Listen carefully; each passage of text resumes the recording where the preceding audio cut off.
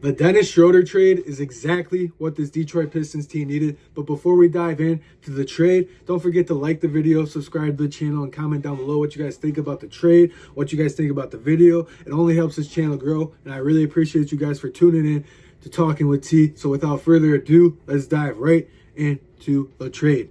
Dennis Schroder is exactly what this Detroit Pistons team needed. Going into the trade deadline, the Detroit Pistons really needed a backup point guard and a scoring number 4, but they didn't get the scoring number 4. I think that's going to more or less happen in the offseason. But right now, you got what you needed to make your playoff push. A backup point guard, someone that's going to come in and take pressure off Cade Cunningham. Someone that could either start with Cade Cunningham and be the point guard and move Cade to number 2, where they can both be primary ball handlers. That takes off so many turnovers that people freak out over Cade Cunningham. And that's just going to just let Cade be Cade. Let him do his thing, and he's going to have someone that can run the offense when he's not on the court. Because that's where, if you've been watching this Detroit Pistons team all season long, when Cade Cunningham goes off the court, ever since Jaden Ivey got hurt, the team just looks all out of sorts. And nothing wrong with Marcus Sasser. I don't think this takes away minutes from Marcus Sasser, but I feel like you can move him more to a combo guard, to where if you got him and Dennis Schroder on the court, one can bring the ball up, the other can bring the ball up.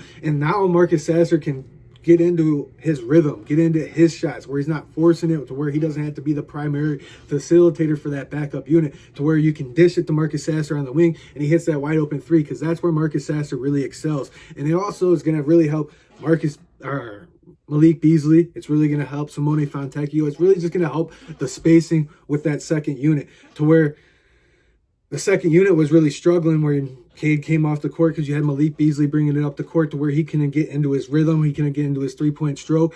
And then the same with Marcus Sasser, same with Simone Fontecchio. They were all forcing it. They were all trying to facilitate when they're not facilitators. Those guys are more wing players that are out there, and they're not really generating space. So I think this really helps this Detroit Pistons team. And going the last 2 games, losing on buzzer beaters, I think if you have a backup point guard, it has someone that takes a little bit of stress off Cade Cunningham, that can run the offense when the starters aren't really hitting their shots, and Dennis Schroder can come off the bench, provide that initial spark, provide a little bit of energy. We're not really slowing down. You're not playing catch up to these teams when Cade's got to go bonkers in the 4th quarter. So I think this is a brilliant move. Early in the season, he was averaging not 20 points per game, but the first 20 games of the season with the Brooklyn Nets, he was averaging 18 points per game. I'll take that. But season-wise, he's averaging 14.4 points per game. I'll take that off the bench any day, or if he even wants to be put in the starting lineup, I'll take that any day of the week. 2.6 rebounds per game, 5.5 assists per game. That's a facilitator. He can come in there and run the offense.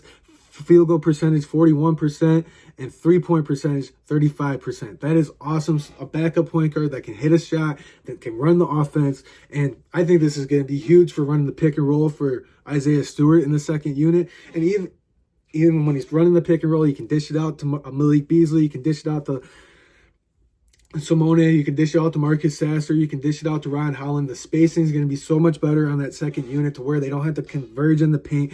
This is a big move for this Detroit Pistons team. I think it's the steal of the deadline, because Trajan Langdon didn't give up anything.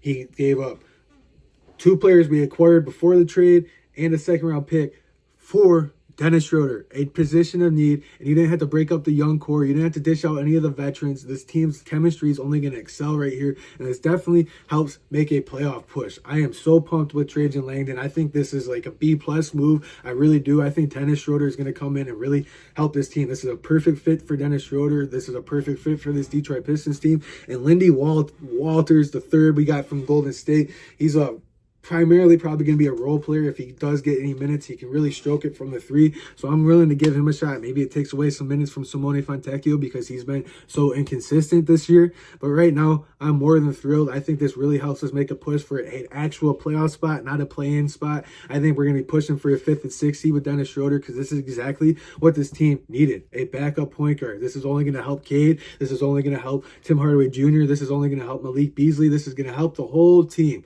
I really am pumped about getting Dennis Schroder. He's been a dog everywhere he's been in the league. He's one of those players where if he's on the other team, you don't really like him, but when he's on your team, you love him. He's that type of player. So I'm more than thrilled with the way this Pistons team came out of the deadline. I wanted Lonzo Ball, but in my opinion, looking at the stats and just overall, like being a fan of the NBA, I think Dennis Schroder is a little bit of a better player than Lonzo Ball. Let me know what you guys think in the comment section down below. Don't forget to like the video, subscribe to the channel, comment down below what you guys think about the video, what you guys think about this trade. I really appreciate you guys for tuning in, and I'll see you guys in the next one. Peace.